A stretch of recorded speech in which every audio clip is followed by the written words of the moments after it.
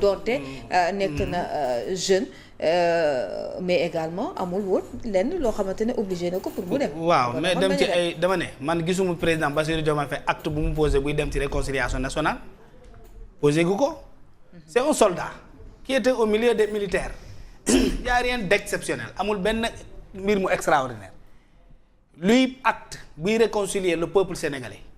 mooy dire à son premier ministre il faut que tu arrêtes de s'en prendre à la justice de s'en prendre aux opposants d'arrêter de traiter la société civile de fumier c'est ça les actes qui réconcilient le peuple. un acte boo xam ne dafay dem ci réconcilier le peuple sénégalais mooy ñu gis un président Bassirou Diomaye Faye qui puisse aller rendre visite par exemple aux parents du président Macky Sall. Abdoulaye Wade dafa na ko bu mu faloo dafa dem seeti yaayu Abdoulaye Wade Abdou Diouf bu mu ko remplacer en 2000 dafa dem seeti yaayu Abdoulaye Wade Abdou Diouf fexe ba doon porter ko pour li nga xam ne moom mooy sa candidature au niveau de la francophonie loolu mooy des actes qui montrent que nous allons nous réconcilier. acte de réconciliation mooy da ngay dem ki nga xam ne moo nekk opposition bu mu gën a représentative ci dëkk bi président xool nu muy dajalee la société civile nu muy dajalee l'opposition ñu toog di waxtaan li nga xam ne moom mooy dem ci li nga xam ne moom mooy réconcilier le peuple sénégalais mais xam nga ne ñun Bassirou Diomaye Faye n'a aucun problème avec le peuple sénégalais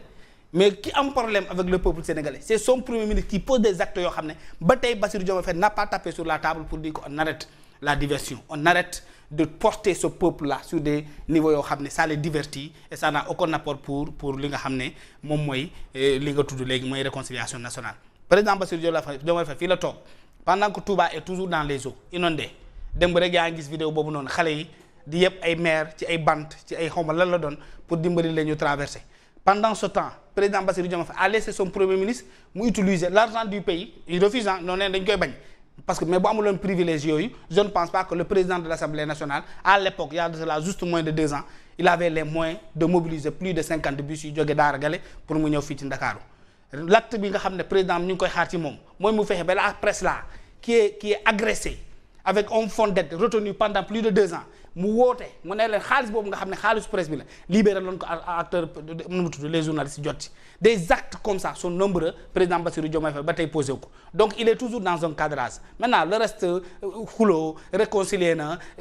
premier ministre def na leneen mu ñëw poser un autre acte nous ça ne nous regarde pas ça c'est des problèmes internes au PASTEF les problèmes internes au PASTEF ne nous regardent pas ça c'est des problèmes pour le PASTEF par le PASTEF et par des éléments du PASTEF. Maintenant, nous attendons un président de la République boo xam ne il siffle la fin de la récréation, il pose des actes qui vont dans le sens de permettre aux Sénégalais de retrouver la dynamique qu'ils avaient avant leur arrivée au pouvoir, une dynamique économique kenn ku nekk li nga doon am mu gën a yokk kenn ku nekk fi nga nekkoon nga gën ci féex kenn ku nekk ci li nga doon gagné yaa ngi dégg nga gën ci gis sa bopp mais pas un président de la République boo xam ne il est emporté par une vague boo xam ne elle est créée en toutes pièces par son parti politique. Très bien alors Fatou sur la question également jëm ci mbir wi doxalin wi ak ñoom seen parce que gis nañ ne ce week-end la boo xamante ne c'était très chargé en politique gis nañ coalition Diomaye président bi ñu ngi ci def li nga xamante ne moo di dajale ay maire ak ñi nga xamante ne ñoo bokkoon peut-être ci ñoom tey ci wàllu jàngat sur le plan politique naka nga ko gisee yooyu itam. ni nga ko waxee noonu ñun ñëpp constaté nañ ko noonu mais c'est malheureux Fatima c'est malheureux parce que les priorités sont ailleurs pour man politique gi ci réew mi dafa bari trop ba pare politique dafa am temps je pense que boo politiquee woote wax ba convaincre le maximum d'électeurs ba ñu tabb la teg la fañ la teg boobu nag da ngay jël politique nag teg ko liggéey li nga xamante ne moom moo tax nit yi am confiance ci yow ba fal la su ko defee nga toog ba période électorale ñëwaat su période électorale ñëwaatee d'accord mën nga dem nga def li nga xamante ne moom mooy sa campagne fexe daagaanaat baatu askan wi pour peut-être am un deuxième mandat ou bien li ni mel mais ce qu'on constate jamono ji mooy ni degré de politique gi ëpp na ci réew mi fi mu toll nii et les Sénégalais sont laissés en rade man loolu laay wax parce que jafe-jafe askan wi mi ngi gën di tar premier ministre juste avant muy jël congé bi mu jël nii dafa ñu annoncé woon baisse du coût de l'électricité ba tey forage gisaguñu dara bi ci topp mooy yaa ngi koy wax sànq gis nañ président mu def randonnée mu bokk ci randonnée bu rëy man à première vue sax dama jàppoon ne IA la parce que tellement que image bi doole ji daa bari bokk peut-être c'était une manière de répondre à son premier ministre c'était meeting am bi on ne sait pas pour wax ko ne ko doole ji nga yor xëy na man yor naa bu ko ëpp parce que il était bien entouré nag notre président Cheikh mu ngi koy wax président xale aussi donc randonné na macha allah mais c'est pas le moment vraiment muy defante politiquement peut-être defu ko directement mais on sait que ne jamono ji bu ñu xoolee tuuti xel dawal suñu xel tuuti dafay mel ne daal dafay jàmmaarloo ak Ousmane Sonko di ko won ne que man dafa am ci lu ma toog dama am lu ma protéger et man bu dee sécurité rek comme ni ko waa Pastef yu bari di waxee man maay président de la République et je suis très bien sécurisé d'accord loolu yëpp c'est bien beau mais j'aurais bien aimé mu def clap de fin moom président moo ko mën def moom moo mën def clap de fin bi ñun on a besoin vraiment d'un gouvernement boo xam ne dafay occupé wu ci jafe-jafe askan wi on a besoin d'un gouvernement boo xam ne dañuy teg lépp loo xam ne caprice la ak bëgg-bëgg doomu aadama ak dañu soxla actuellement union nationale la ñu soxla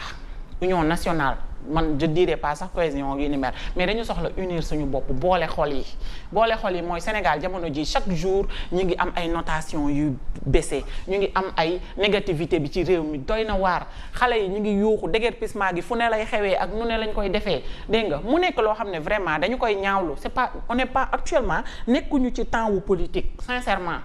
temps wu liggéey la ñu nekk ñoom actuellement defaguñ sax 2 ans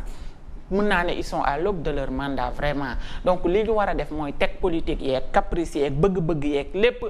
pour ne serait-ce que pour l'amour de la patrie ñu xanaa du ñoom ñoo tuddee seen bopp les patriotes ku bëgg nag réewam bëgg patriem da ngay jël say lépp teg ko ne don de soi pour la patrie dañ ko daan dégg ci seen dàmmiñ lu bëri il est temps nag à ce que ñu won ñu ne dañoo bëgg réew mi loolu la ñuy xaar si ñoom pas li nga xam ne moo nekk di am kii bu waxee fii kii wax fee coalition Diomaye président pendant ce temps réew mi tout est stagné lépp a taxaw dara doxul dañoo ngiiroo fi mu toll nii yaa ngi wax sànq eau de pluie Touba rek nga dégg mais goxaan yi am ndoxu taw boo xam ne ba tey jugagu fa actuellement banlieue bi saleté bi kenn xamul nu mu toll et pourtant la maladie mu ngi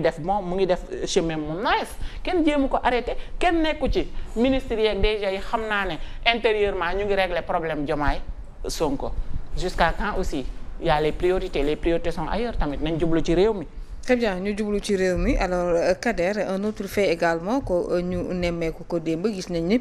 ñi nga xamante ne ñoom ñoo di cybersécurité ñi yëngatu ci wàllu xarala yu yees yi ñu ngi nekk di protéger page officielle bu présidence de la République peut-être ak ñenn ñi nga xamante ne dañuy dem ci page bi di bind ay mbir yoo xamante ne amaana tegginewul envers le président de la République Kader. Rien de plus normal que loolu. Et c'est à saluer à encourager aussi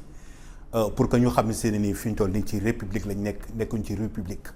donc am na loo xam ne nii mënul dem mënul continuer mënuñu ñëpp di dem ñu naan dañ leen di saaga kilifa diine kilifa aada dem ba léegi ñu mën a ñemee oser di attaquer publiquement le président de la république institution la dañ koy protéger institution la dañ war a sàmm image am dañ ko war a defar ba nga xam ne ni non seulement dañ koy respecter wekk ko teg ko place am mais aussi fexe